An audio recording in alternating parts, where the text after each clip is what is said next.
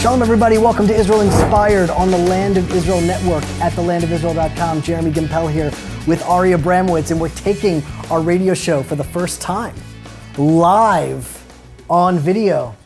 JLTV folks, thanks for joining us. Landofisrael.com folks, thanks for joining us. Ari, how are you? Thank God. It's great to be here recording live. We are alive and That's it is true. recording. Yeah, okay, we're live and it's recording. All right, let's get right to it. I've been thinking a lot about just big, huge events have been happening in Israel just in the last month.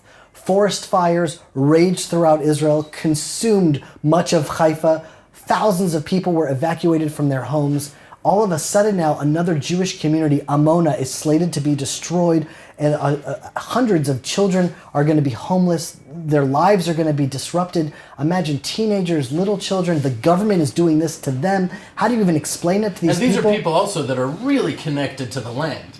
Meaning they work the land, they have tractors. It's not like in urban areas where people are like, oh, what's the big deal? So I move. They're connected in Also, serious ways. These people were sent by the government as pioneers, as real settlers of the land, encouraged, patriots. And now the government would turn on them and wipe their community out.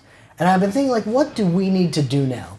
And I've been thinking a lot about trying to see the world through the eyes of the Hebrew Bible, through the eyes of the Tanakh. What would that actually look like? If a Tanakh were to be written right now, there would be forest fires raging through Israel in the middle of the rainy season with no rain, and now a Jewish community is about to be destroyed in the heart of our country. Something's going on there that we need to ask ourselves, what is the message here? Clearly, if God is involved in everything that's happening in Israel, Israel is receiving wake-up calls. Well, there's clearly a thematic connection about the land.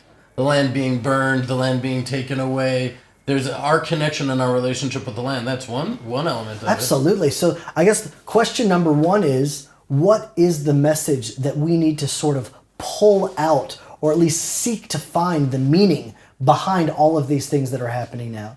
And then whenever I look for some type of guidance when we're trying to bring God into the picture, because you never want to sound like those rabbis that are like, oh, that wedding hall collapsed because the people were mixed dancing and God came and punished.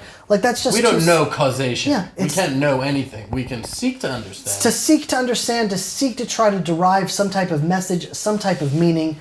And I think the best way to find that meaning very often is through the Torah portion of the week. What's happening in this week's Torah portion? Then bring it out a little bit bigger. What's happening then in Israel? What's happening around the world?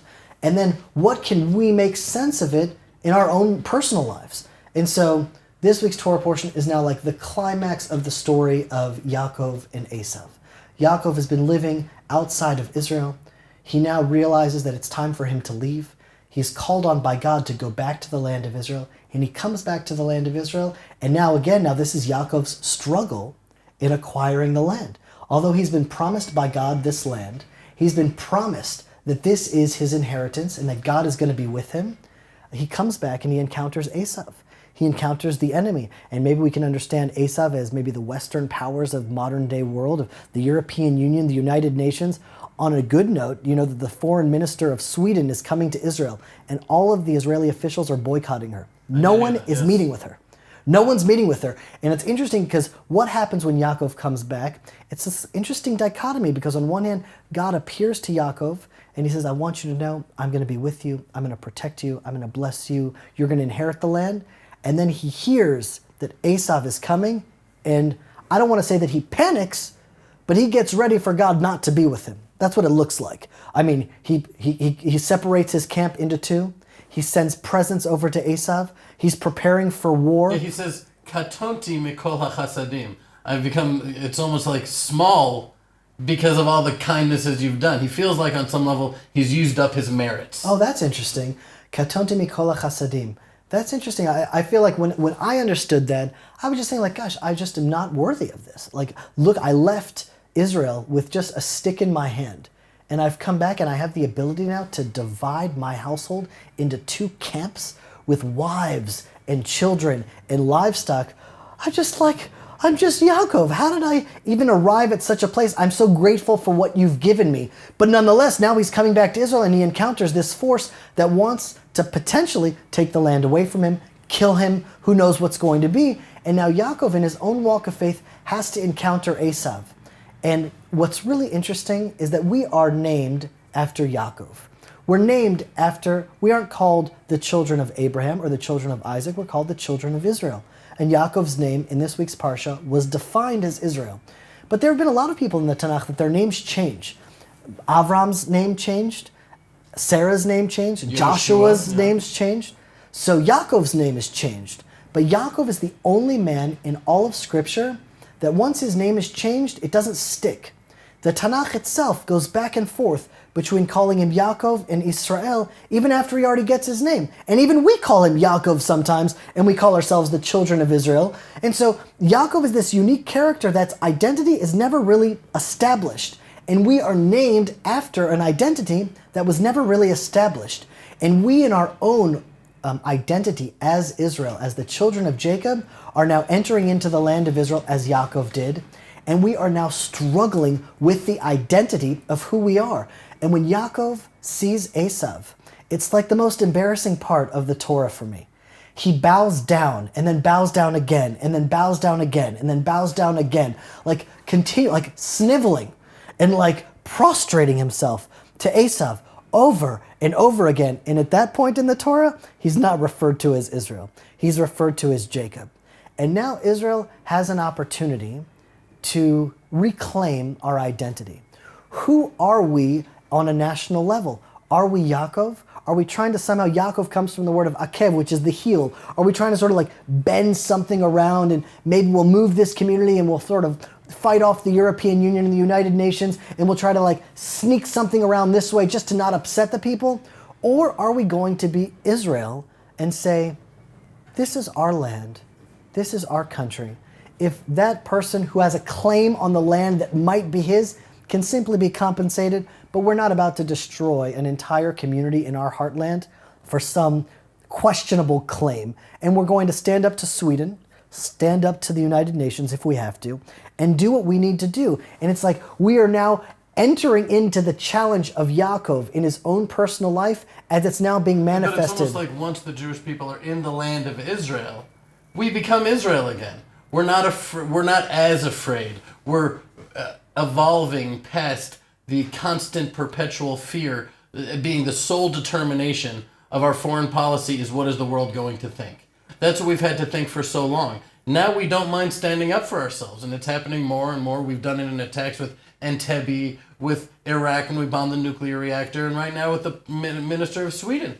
We're able to say, no, we're Yisrael. We're going to stand up for ourselves. Well, the good news that I just heard breaking literally today is that Naftali Bennett put out a message saying that they've arrived at a deal where the community of Amona will not be destroyed. Some houses may need to be moved to the other side of the mountain, but the community will stay intact with an opportunity to expand the community even further in the future. And it looks as though like a Hanukkah miracle has happened, because when we were in Amona just last week, they were packing their bags. They were ready to fight, they were ready for a struggle, and they were ready to call it quits. Well, so you told me this morning on the phone, and you shared your jubilation and your excitement about it, and I just had my own reservations. And I actually called some friends in Amona on the way here. I wasn't able to reach them, but I feel like, first of all, I haven't heard that some of the homes will be destroyed and some won't. I heard that they're all going to be destroyed, but they'll just be relocated to the other side of the hill.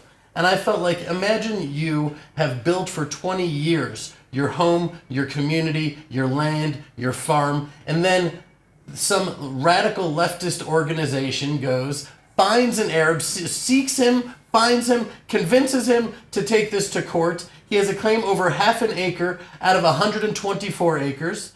And because of this claim of half an acre, they're destroying all of your homes and everything, but you got to move to the other side of the mountain.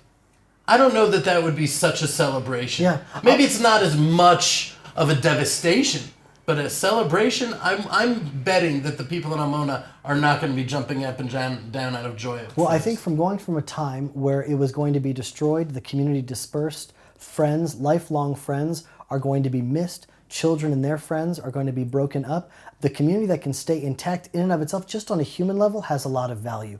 But who knows? It went from now being destroyed to now being relocated, and maybe more and more negotiations will Hopefully, happen. and that is a reason to celebrate. I agree with you So- for that element, but I just don't think it's... You know, when I try to read the Tanakh now, I try to, in some ways, see it through what was the relationship that Yaakov and Avraham and Yitzchak had with God as they were living. You know, because we read these stories and we just know them as childhood stories. But as real people, Yaakov had 2 encounters with Hashem. He had 2 moments where he's like, I've touched a truth. I've been given a flash of light in the darkness. I see the world clearly now. And he had it twice. He had it in one dream before he left the exile, where he was in Beit El, and he saw the angels going up and down, and God makes a promise to him saying, don't worry, I'm going to be with you. And then he's off in the exile, and it's dark for a long time. And he's being manipulated by Lavan, and he has to work for one wife for 7 years. His wife gets tricked, he has to work another 7 years. And there's forces that are out to destroy him, and it's not that he has, at least apparently in Scripture, constant communication with God. He is still walking in faith on that first encounter that he had. And now as he comes back into Israel, he has another encounter, and he has another moment of clarity that it's time to go home. And as he comes back into Israel, it's not that God is holding his hand and they're walking together. He is now walking with faith based on that experience as well. And when he meets Esav, he's literally living by his dreams. And I think that that's where Israel needs to be. Meaning, what is the message that I have from this week's Torah portion? Israel was founded with a dream. It was built on a dream for the Jewish people that had lost our land for 2,000 years. And we had a dream to establish our homeland again, revive this country, that there should be a place where a Jew can live as a Jew for free, without the anti-Semitism, without social pressures. Let the Jewish culture flourish in a Jewish environment, and let those around the world that want to attach themselves to that culture, that want to be a part of those values, let them join us here in the land. That there should be a place where we don't have to take other nations into consideration. We can just be ourselves, period. And then I thought, wow, that's really interesting. So now I just read an article that there is a movement inside Israel that's demanding to establish a Zerem Chiloni, a stream of schools in Israel that are secular schools. And at the beginning, people were up in arms. They're like, what? A secular school system? What is that for? And they said, listen, the same way that the religious Zionist community, the settlers, and those that are like us, have a public school system that are funded by the government, but the curriculum and the teachers are established by our values, by what we want. They said that the school systems in Israel now are so traditional and so Jewish in their content, they want to establish a new school system similar to the religious Zionist school system, but in their school systems, it's going to be fully secular. And I said, that is a true revolution. That what used to run this country were secular Zionists. And now they themselves, they used to rule the roost here. They were the kings of this country. They now define themselves as a minority that deserve minority rights, that need to establish their own little niche market in the school systems. And what's going to be even more interesting is to see how few people join that school system. Because as the worlds around us and all of the nations around us are becoming more and more secular, Israel on a national level is regaining our identity as Israel, is regaining our identity as Jews in the land, in the secular Zionists that ruled the country for 50 years and more are now becoming a minority, and the traditional, conservative, Jewish, religious, spiritually minded are becoming the majority in the land. And it's changing also from being the way it's perceived in the diaspora and the exile as a religion. And here in Israel, it has a different flavor to it, a different taste. You don't need to observe what you don't want to observe. It's not even about observance. It's about Jewish culture, Jewish identity. The state of Israel goes by the Jewish calendar and the Jewish holidays, and we speak Hebrew, which is the language the Torah was written. It's an entire different, much more holistic, comprehensive reality here than the religious perspective, that it's, another religion. So I have to tell you something, because it's always fun to compare and contrast, because without context, how do you know where you're going? I just saw a news article that says that Germany submits to Sharia law. 7 German Islamists formed a vigilante patrol called the Sharia Police in Wuppertal, Germany. And they are patrolling the streets, enforcing Sharia law. And Germany said that they're not breaking the law, establishing their own vigilante police system, that it is simply an exercising their right to freedom of speech. Oh my goodness. Is that unbelievable? And at the same time, you have to see the picture, the vests, the police. I mean, it's like unbelievable to see the chutzpah of these German immigrants. Germany is participating in allowing the principles of a democracy to be so distorted, to create a theocracy, because they're intimidated by these Muslims. And at the same time, I saw a protest that was happening in Germany, and there's a kid that's holding up a sign. And this is what the sign said: "For world peace, Israel must be destroyed." And of course, that's also guarded by freedom of speech. And I'm saying, what has the world arrived at? The world is just spinning and cycling out of control. And sometimes Israel gets pulled into that whirlwind of liberal, secular insanity where there's nothing anchoring you in context. There's nothing anchoring you in history, in reality, in what is the essence of life here. It's just well, if they say it, it must be true, and there's no real context. And what is the Palestinian people? There is no, it's just you can just fabricate. If they think that they're a Palestinian people, then they are a Palestinian people. There's no context to history and the 1,000 years of heritage and the archaeological finds that we continuously find here, dating the Jewish people to this land. Yes, the Kotel, the UN just decided, has no relation to the Jewish people. And so the insanity of the world that has no roots in its past, in its history. So Israel, contrasted to that, sometimes gets pulled into it, but now I feel we're growing into Israel. We're growing into who we need to be. And you saw these new F-35 fighter jets. Israel's Air Force now is more powerful than any Air Force in the Middle East. And I heard that there was a clash between ISIS and the IDF just a couple of weeks ago for the first time. And the IDF just went like this: crush! It was an immediate, they tried to do something to Israel, and the IDF came out, our Air Force, and just crushed them. The IDF said it was very productive and efficient, and that was it. And so as we continue to grow, the bowing down of Yaakov is becoming less, and the rising up of Israel is becoming more. Yeah, I think we should cut to a commercial break right now. But when we're back, I want to talk about a little bit of a different perspective as we're coming to, and we're becoming more Israel and less Jacob now that we've returned to our land, what that also looks like on a practical level. So we'll be right back. Folks, before we go, I want you to know that more and more people, when they come to Israel now, are coming to see our headquarters as it's being built in the mountains of Judea. And they're coming at this foundational stage. Some of them are planting trees. Some of them are just coming to learn there. Even though the building isn't finished yet, it's already taking a life of its own. And for any of you that are coming to Israel, you gotta come out. Email Ari and I, and we will give you a VIP tour. Bring your groups and come out to visit our new headquarters. Yeah, people come to Israel, they see ruins all over the place. And to the naked eye, the headquarters we're establishing looks like ruins, but it's actually exactly the opposite, because we're building something up, something I feel in my gut is going to truly be historic. So that's true. Bring your groups out, come out and visit it. It will be the highlight of your trip, guaranteed. Folks, we're going to be right back. Stay tuned. What you're about to see has never been seen before in the state of Israel. It was a vision, a dream given to us thousands of years ago that's now beginning to materialize.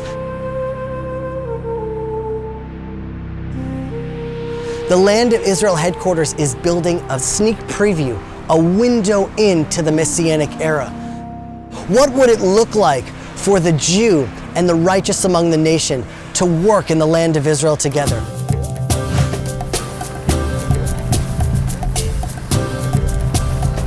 How can we show the world that we can be different in our theologies and united in our ideologies?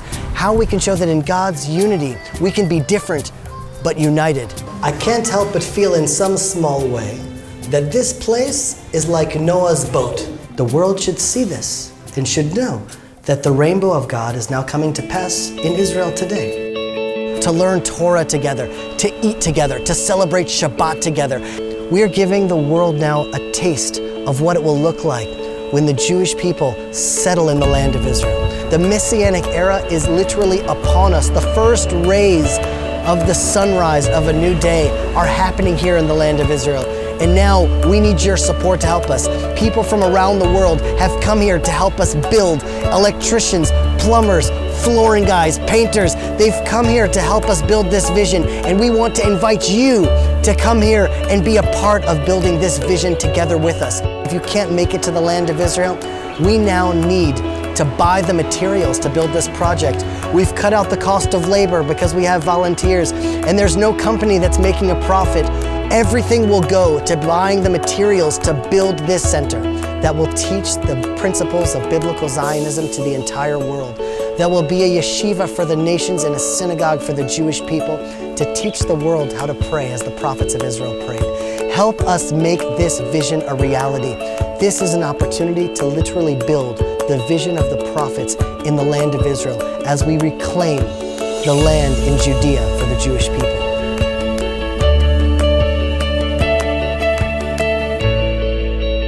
Thank you for joining us on this mission.